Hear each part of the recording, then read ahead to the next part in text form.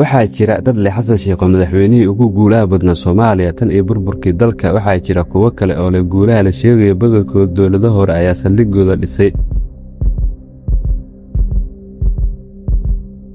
waxaa kaloo jira su'aal weli jawaab raadinaysa haddii Soomaaliya maanta horumar samaysay maxaa weli ciidamada shisheeye aadmi dalka ugu bixi laayihiin. muuqaalkan waxaan ku falanqayn doonaa 3 qodob ee ugu muranka badan siyaasadda Soomaaliya.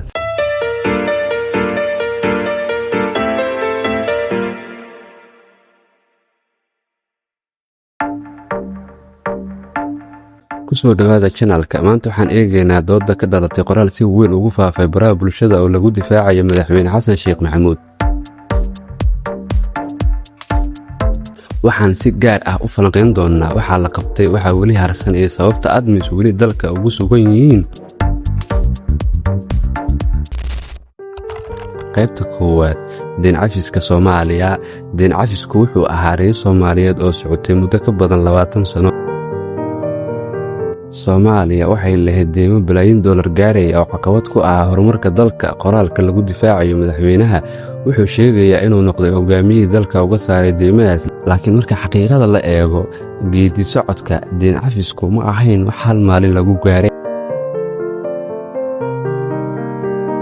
waxay ahayd shaqo ay ka qayb qaateen dowlado kala duwan, wasaarado iyo hay-ado badan. taageerayaasha dowladda waxay leeyihiin Xasan Sheikh ayaa dhammaystiray guusha. dadka kale waxay leeyihiin guushaas waa guul qaran oo lagu koobi karin hal qof. laakiin hal xaqiiqo ayaa jidha. maanta Soomaaliya ma saarna culayskii deynta ee sannadaha badan dalka hor taagnaa.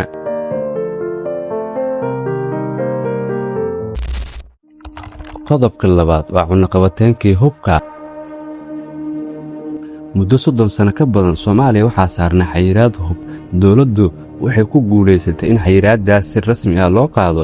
taageerayaasha dowladda waxay arrintan ku tilmaamaan guul taariikhi ah, sababtoo ah ciidamada Soomaaliya hadda waxay si fudud u heli karaan qalab ciidan iyo hub.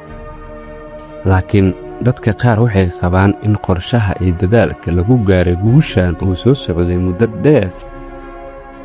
sidaas darteed dooddu waxay noqotay yaa iskale guushaan, dowladda maanta jidha mise dowlado badan oo ka horeeyey.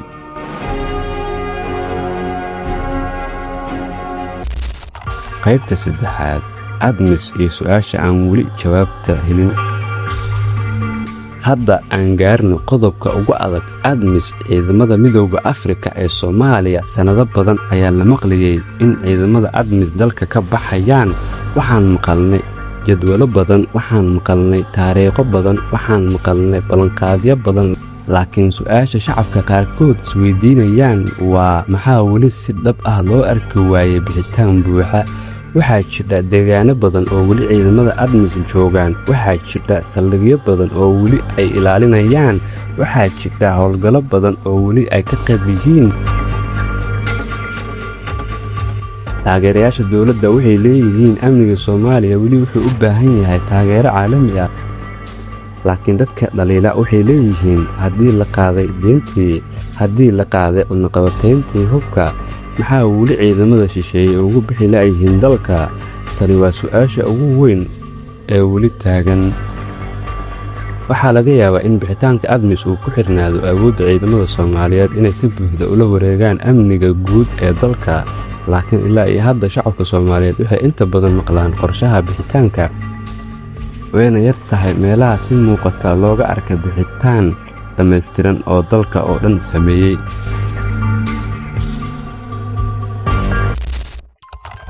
qaybta afraad, dal xoreeya mise geesi. marka la isku geeyo dhammaan qodobadan waxaa muuqata in Soomaaliya gaartay guulo diblomaasiyadeed oo waaweyn. deen cafis, qaadista cunaqabateenkii hubka, xiriiro caalami ah oo sii xoogaysanaya. laakiin sidoo kale waxaa jira su'aal weli taagan: amniga, admis, nolosha shacabka, shaqo la'aanta, adeegyada bulshada. taasi waa sababta doodda u sii socoto. qaar waxay leeyihiin waa geesi, qaar waxay leeyihiin waa dal xoreeye, qaar waxay leeyihiin weli waxaa harsan shaqo badan.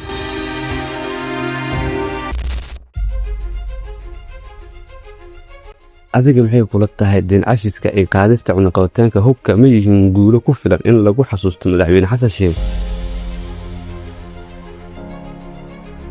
mise waxaad aaminsan tahay in su'aasha ADMIS iyo amniga dalka weli jawaab u baahan yihiin aragtidaada ku qor commentiga ha ilaawin like subscribe iyo share mahadsanid